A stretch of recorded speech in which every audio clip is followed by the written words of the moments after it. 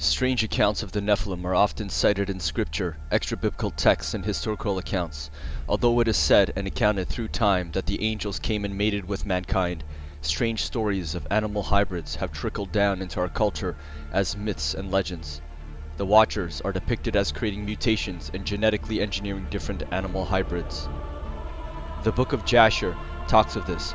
The sons of men in those days took from the cattle of the earth, the beasts of the field, and the fowls of the air, and taught the mixture of animals of one species with the other.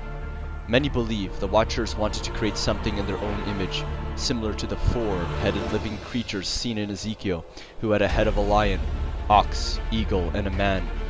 Often, the imagery and context of the Bible makes us conclude that the word is only expressing symbolism.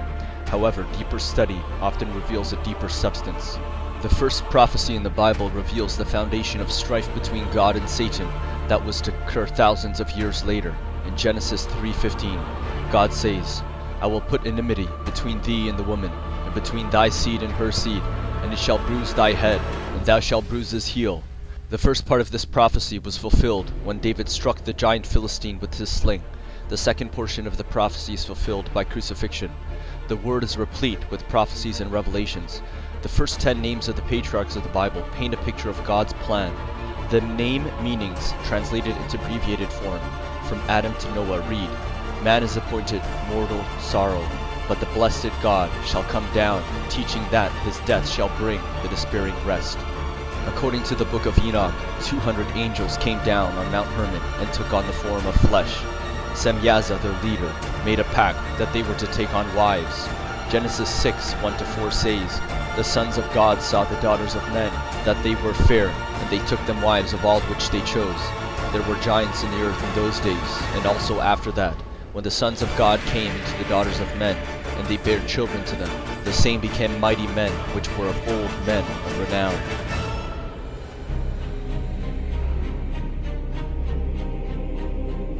Mount Hermon means the forbidden place. Interesting enough, this location is the exact parallel opposite of Roswell, New Mexico, on the exact polar opposite of the 33rd degree of the north latitude. The 33rd degree also bears significance in Freemasonry, as it is the highest level of order that one can obtain in satanic enlightenment.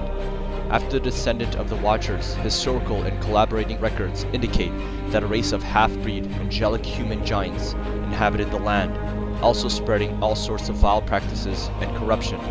The original offspring, on average, reached heights of 24 to 36 feet. They are talked of as being as tall as cedar trees, which can reach from 50 to 100 feet.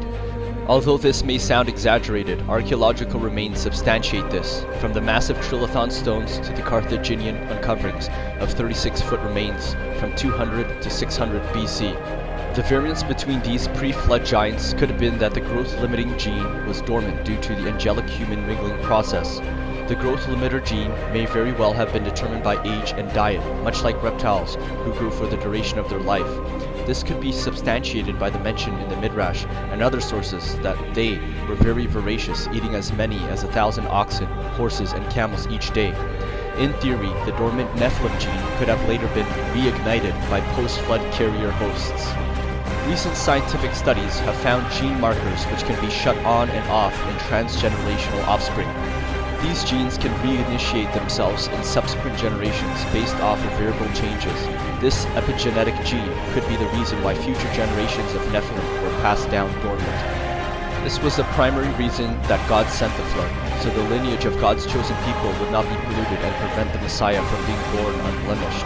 This form of genetic warfare was in time of Noah, and is believed to perhaps play a role in the future market of beast, implemented in some form of future hybrid genetic or biological mingling of DNA. This importance of genetic preservation can be seen in Noah, who was said to be perfect in his generations, a Hebraic reference to the genetic uncontamination.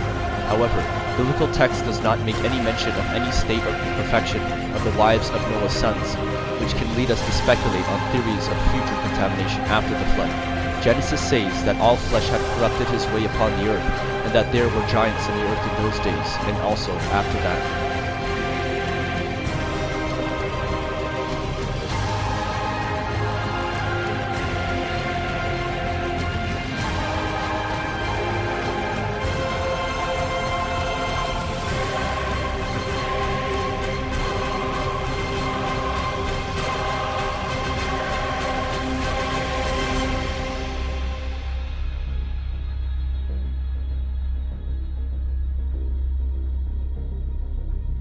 As the holy angelic watchers looked down, a cry went up to heaven for God to intercede. The holy angels pleaded with God to stop the terror. God gave special instructions to his holy archangels. The watchers, who hath joined themselves with the daughters of man, were now fallen angels, and were now unable to shed their flesh and return to heaven. Uriel instructed Noah of the coming judgments. Raphael was to bind Azazel in the desert place of sharp, jagged rocks until the day of judgment. The Lord sent Gabriel to cause confusion and destruction upon the seed of the watchers. And finally, Michael was instructed to bind the leader, Samyaza, and the other evil watchers who joined themselves and brought corruption upon the earth. As the rising waters drew closer, it is said that the giants relied upon their great size and upon the power of their enormous feet to stop the rising floodwaters as they ridiculed Noah. After the flood, the giants rise again as they are seen inhabiting the promised land. However, these descendants are reduced in size and number. The watchers are now imprisoned, and it is likely that the Almighty may have somehow instituted some means of direct angel-human inhibitor, which can now be concluded from Daniel 2:43, which says, "They shall mingle themselves with the seed of men, but they shall not cleave to one another, even as iron is not mixed with clay." Speculation suggests that these giants may have descended through Ham with some sort of dormant gene, perhaps awakened through rebellion and evil disposition. The sons of Ham, whom descended giants, were Canaan, Mitzrayim, and Cush. Canaan was inhabited with Anakim. Mitzrayim was the grandfather of the Philistines, and Cush was the father of Nimrod, who is also attributed to being a Nephilim tyrant in the Epic of Gilgamesh. The Israelites were led out of Egypt during Moses' time. The king Arad of the Canaanites fought with them and took prisoners among them. But the Lord would eventually destroy and deliver the Canaanites, calling the place Hormah. After this, the Israelites encountered serpents in the wilderness. These were not snakes, but instead, the Hebraic translations mean fury-flying serpents, which were in fact pterosaurs.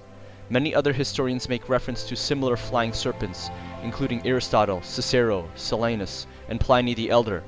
Pliny the Elder talks of how Moses and the Egyptians used different strategies in defense against these predators. There is a region, moreover, in Arabia, situated nearly over against the city of Buto, to which place I came to inquire about the winged serpents.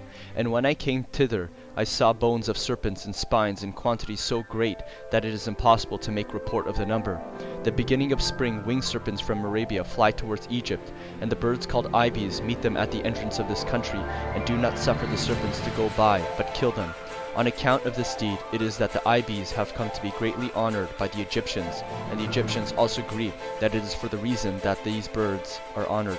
According to other sources, it appears that these flying dragons would infest the skies of the ancient world if they were not kept in check by the balance of these sacred birds. Moses and the Israelites continue on their journey, encountering the grandsons of Samyaza, Sihon, and Og of Bashan. These giants, fearsome like their ancestors, are eventually defeated, and the Israelites inherit their lands.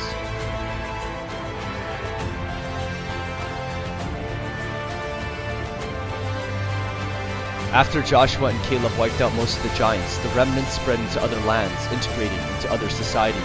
The island of Malta contains massive temple structures and is known by locals as the last stronghold of the giants of Europe. In the Americas, native tribes tell of the red-haired giants with 6 fingers and double sets of teeth. These corroborating Native American legends also refer to the cannibalistic nature of the giants, confirming biblical narratives in Numbers, which says, "The land through which we have gone to search it is a land that eateth up the inhabitants thereof, and all the people that we saw in it are men of great stature." It appears that wherever these giants occupied, death and destruction soon followed. Roman history accounts for the sacking and burning of Rome. When the blonde-haired, blue-eyed Senoni giants invaded their borders, slaughtering 24,000 warriors and laying siege to the Capitol Hill, the legionnaires were alerted to the Gallic attack by the sacred geese of the night when the 17-foot giants attempted to attack uphill. Marcus Manlius led a band of soldiers defending against these giants, who eventually succumbed to disease and famine. Although these giants continued to raid Italy and surrounding countrysides, the final chapter would not be closed until the command of the legionnaires fell to the great military genius Gaius Marius. He improved and standardized training, weapons, armor, equipment, and command structure, instituting a main tactical unit. Later, Gaius Marius' nephew Julius Caesar would write, They described the Germans, mentioning their enormous physique, their unbelievable valor, and extraordinary military training. The Gauls said that often they had encountered the Germans, they had not been able to endure even the expression on their faces, or the glare in their eyes. In ancient Egypt, the first 3 pharaohs were descended from Rapha, who was also said to have ceded the value of the Rephaim. Like the Nephilimic rulers in other lands, the pharaohs were worshipped as the sons of God, their name meaning son of Ra. Archaeological finds in Egypt also reveal giant cone-headed depictions among normal-sized men, including several pharaohs. Their cone-headed attribute is also seen in the rulership of gods worshipped by the Aztecs and the Mayans. Josephus, an ancient historian, wrote, "And when they had taken it, they slew all the inhabitants. There were still then left a race of giants who had bodies so large and countenance so entirely different from other men that they were surprising to the sight and terrible to the hearing. The bones of these men are still shown this very day, unlike to any credible relation of other men." The rabbis hold that these giants had 7 names: Amim, because whoever saw one was seized with terror; Rephaim, because their sight made people soft, fearful, like wax; Jibbarim, because their brains alone measured 18 ells; Zamzumim, because they inspired fear and were fierce warriors; Anakim, because they wore huge necklaces in great numbers around their necks; Avim, because they destroyed the world and were destroyed themselves; Nephilim, because they caused the world to fall and fell themselves. Historical records detail the sound of the Nephilim being terrible to the hearing.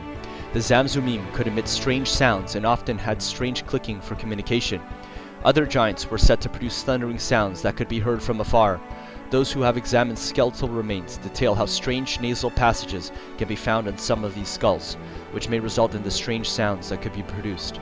The Nephilim were fearsome in battle and were coined berserkers, as they had been seen to go into a raging blood frenzy when in battle. These Celtic giants would also collect the heads of their defeated enemies, bringing them to their king to claim their prize after war.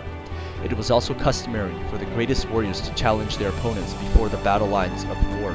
These people were also called the Cimmerians, who are mentioned by Herodotus in Homer's Odyssey as living beyond the Oceanus in a land of fog and darkness at the edge of the world and entrance of Hades.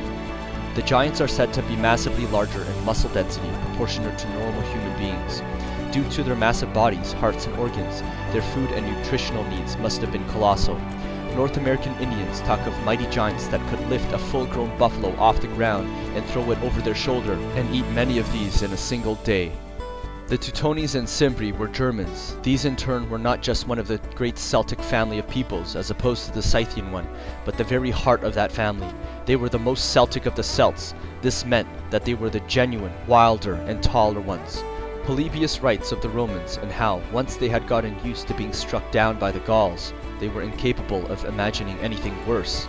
Other writers like Plutarch characterizes these giants as having invincible strength and courage. In battle, they attack with the force and speed of 5, and no one can withstand them. It was not until Gaius Marius and his legionnaires restructured their army for battle against these titans. They would exploit the giants for their great size, cutting them down to size as it became known. Marius and the legionnaires approached from the east with the sun and wind at their backs. They fought the fearsome Cimbri and their blood-curdling war bellows.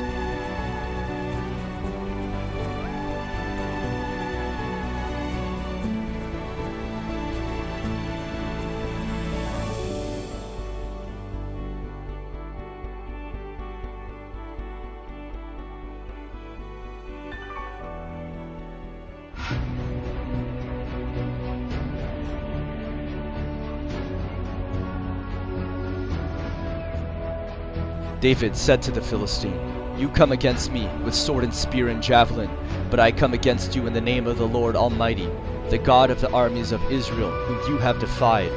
Today I will give the carcasses of the Philistine army to the birds of the air, and the whole world will know that there is a God in Israel.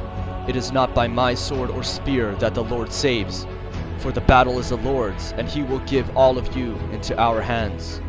As Goliath moved in for the kill, David reached into his bag and slung one of his stones at Goliath's head. Finding a hole in the armor, the stone sank into the giant's forehead and he fell face down on the ground. David then took Goliath's sword, killed him, and then cut off his head.